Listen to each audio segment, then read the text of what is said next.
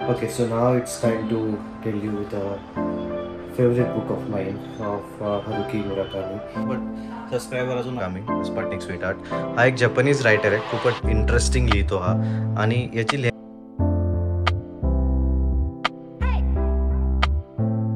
Welcome back to the channel guys. This is daily blog day 20. कालचा blog तुम्ही बघितला असेलच. काल खूपच फनी सिनारिओ झाला आमच्यासोबत. आणि आज मी डिसाईड केलं की मी या ब्लॉगमध्ये बोलणार आहे about my hobby, that is reading. The books I have red. आणि त्यामधली मला आवडलेली सगळ्यात चांगली कोणती आत्तापर्यंतची बुक होती और कोणता ऑथर होता. मला ना खूप ऑथरशी बोलण्याचा चान्स मिळाला रिसेंटली. रिझन बिईंग की मी लिहितो पण, आणि बऱ्याच लोकांना माहिती असेल माझी एक पुस्तकही आलं होतं आधी. बट आता सध्या थोडंसं कमी झालं आहे आणि मला ते परत सुरू करायचं आहे. बट त्या पुस्तकाचं नाव होतं बॉर्न ॲट मिडनाईट.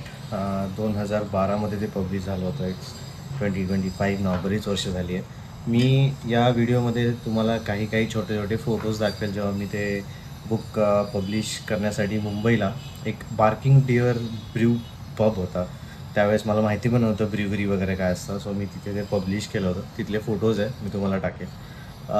माझा एक खूप फनी इन्सिडेंट आहे याबद्दल की मी लिहिणं कसं सुरू केलं तो मी तुम्हाला सांगतो. की 10वीमध्ये जेव्हा मी एक्झाम देऊन आलो होतो, मराठीचा पेपर होता आणि मी असंच काहीतरी सूर्यावरती गाईवरती असा काहीतरी निबंध होता, मला आता एक्झॅक्टली आठवत नाही. सो तो मी लिहिला होता आणि मला स्वतःला तो खूप आवडला होता. सो आवडला असल्यामुळे मला असं माहीत नाही, मी घरी येऊन तो परत लिहिला आणि मग आईला दाखवला. तर आई म्हणाली की अरे हे, मला असं वाटलं होतं की आई म्हणेल की अरे मस्त लिहिला आहेस तो निबंध, कारण की मला पर्सनली आवडला होता. पण जेव्हा मी तो निबंध स्वतःहून परत वाचला, मी लिहिला होता ऑलमोस्ट 80% सेम होता. पण जेव्हा आईनी वाचला तेव्हा आईची रिॲक्शन होती की अरे काय लिहिलेस तू हे, बिलकुल नाही आवडला तिला आणि तिने ठेवून दिला बाजूला.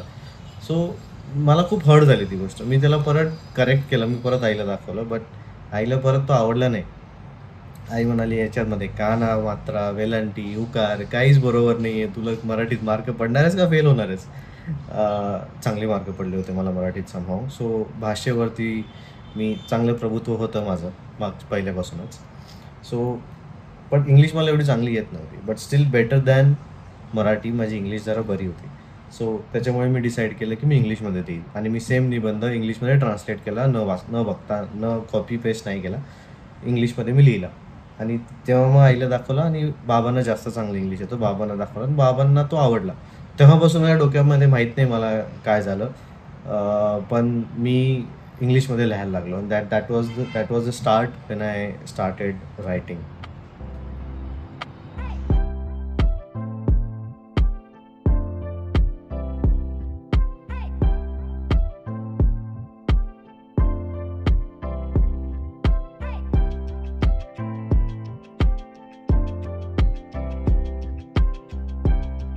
सो सध्या जे मी बुक वाचतोय ते आहे मुराकामीचं स्पटनिक स्वीट हार्ट. मुराकामी उलटं दिसतं आरशामुळे. So this is the book, Murakami Sputnik Sweetheart. हा एक जपानीज रायटर आहे. खूपच इंटरेस्टिंग लिहितो हा. आणि याची लिहायची स्टाईलच खूप वेगळी आहे. याच्या लिहायच्या स्टाईलमध्ये ना मोस्टली तुम्हाला कॅट्स, त्याच्यानंतर जपानमधलं कल्चर, या सगळ्या गोष्टी खूप त्याच्यामध्ये दिसतील. याचे खूप इंटरेस्टिंग पुस्तक आहे. He is very fond of running आणि त्यांनी त्याच्यावरती पुस्तक लिहिलं आहे जे की आहे हे पुस्तकाचं नाव आहे what I talk about when I talk about running. याच्यामध्ये ना त्याने खूप इंटरेस्टिंग कॉन्सेप्ट सांगितलं आहे. So his way of countering the writer's block. So writer's block is a thing when you are writing a story or a book or anything and you are not able to write something anything further. So तुम्ही कुठेतरी अडकून जाता. The name suggests itself, it is a writer's block. So he counters the writer's block by running. माझं असं आहे personally की मी गाणे ऐकतो ऑरेज मी काहीतरी पुस्तकं वाचतो. मी कंटिन्यू वाचत जातो. 2-3 पुस्तकं वाचल्यानंतर मे बी मला असं होतं की माय रायटर्स ब्लॉक गेट्स वॅनिश्ड आणि मग मी पुढे लिहायला सुरुवात करतो. So that is what he has talked about in that book.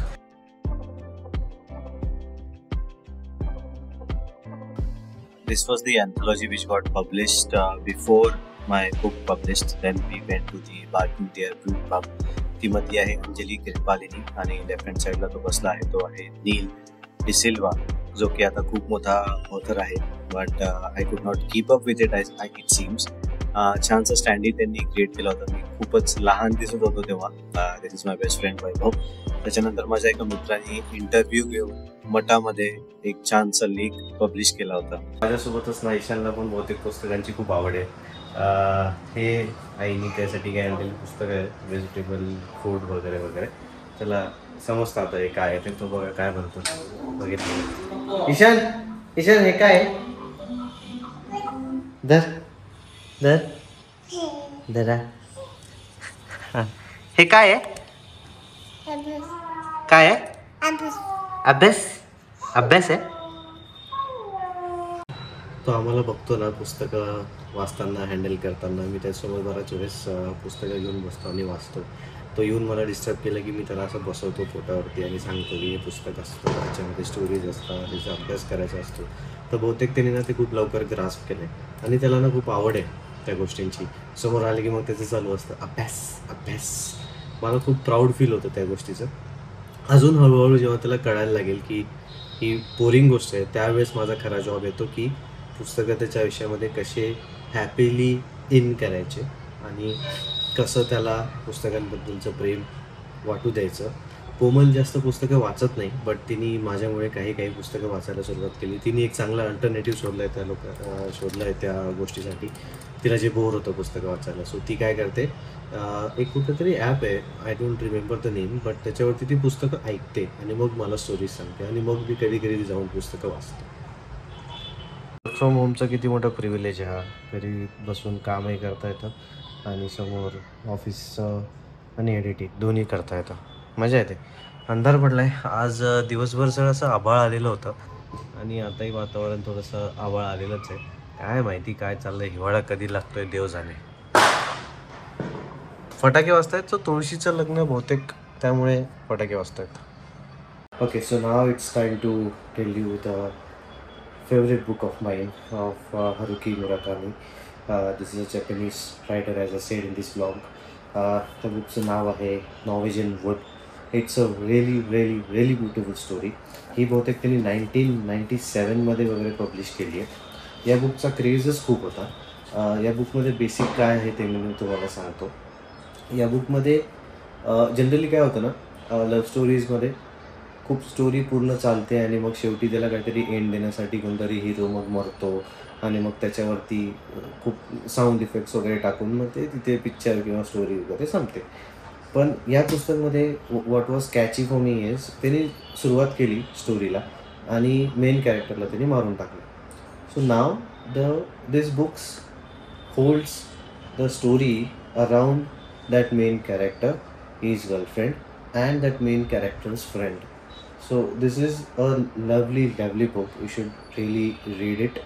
सुरुवातीला त्याचा ॲक्सिडेंट होऊन तो मरतो आणि मग त्याचा मित्र आणि त्याची गर्लफ्रेंड ही दोघं दुसऱ्या शहरात जातात आणि मग वेगवेगळ्या शहरात गेल्यानंतर ते कुठेतरी खूप वर्षांनंतर एका शहरात येतात. मग तिथे त्यांची स्टोरी अनफोल्ड होते. एकमेकांवरती ते प्रेम करत नाहीत. तो करतोय पण ती करत नाही आहे, बट स्टील ते कसे क्लोज येतात because of the one dead person. So this is what this book is about. You should go and read this book. जास्त मोठी नाही आहे. I guess it must be around 389 pages. So for the vivid readers they will know. हे मी असं काहीतरी bookmark करून ठेवायचं pamphlets. Okay, I guess thank you. अजून एक गोष्ट सांगायची विसरलो. हे बुक पब्लिश झाल्यानंतर, even though it was मुराकामीज first book, हे बुक पब्लिश झाल्यानंतर हरुकी मुराकामीला त्याचं शहर सोडून जावं लागलं. रिझन बिईंग की त्याचं क्रेज एवढं झालं होतं. Everyone wants to meet him, everyone wants to talk with him, everyone wants to interview him. तो त्याला खूपच प्रेशर आलं आणि त्या गोष्टी त्याला नको होत्या. सो त्याच्यामुळे ते शहर सोडून त्याला जावं लागलं. सो एवढी चांगली आणि इंटरेस्टिंग ती स्टोरी. घेतले बरं पुस्तक. मग फेकू नाही पुस्तक. बाप्पा येतो बाप्पा. बाप्पा पाय कसं पडायचं, पाय कसं पडायचं, असं असं. हो हो. चला, आय गेस आपण हा ब्लॉग इथपर्यंतच ठेवूया आता. थोडा छोटा झाला असेल maybe for the non readers it might be boring, but I just wanted to share how I read and what I read.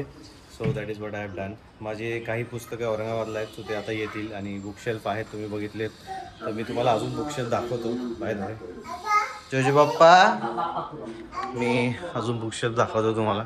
सध्या खूप पसार आहे. इकडे काही बुकशेल्फ केलं आहे आणि इकडे एक बुकशेल्फ आहे, इकडे वरती पण आहे. हे थोडंसं भरलं आहे आता, अजूनही बुकशेल्फ आहेत आपल्या घरामध्ये.